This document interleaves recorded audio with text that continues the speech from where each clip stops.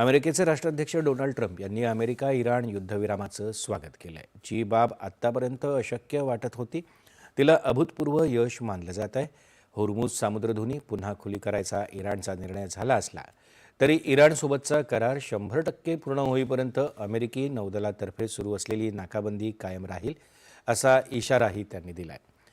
इराणसोबतचा हा करार असून त्याचा लेबनॉनशी काहीही संबंध नाही. इस्रायल आणि लेबनॉनमध्येही युद्धविराम झाला आहे, असं त्यांनी म्हटलं आहे. इराणनं होर्मुझची सामुद्रधुनी पुन्हा कधीही बंद न करण्याचं मान्य केलंय.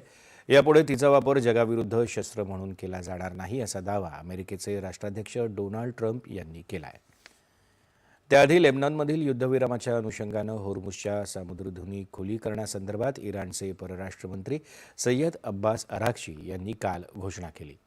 जहाजांना इराणच्या बंदरं आणि सागरी संघटनेनं निश्चित केलेल्या समन्वित मार्गाचं पालन करणं बंधनकारक असेल.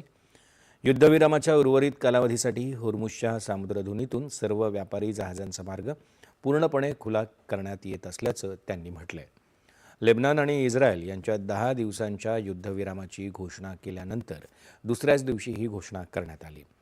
या घोषणेनंतर कच्च्या तेलाच्या किमती 11% जास्त घसरल्या आहेत.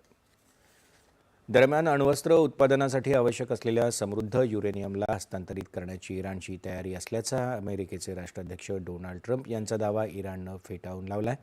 कोणत्याही परिस्थितीत इराण हे मान्य करणार नाही, असं इराणचे परराष्ट्र व्यवहार मंत्री बाघेई यांनी स्पष्ट केलं आहे.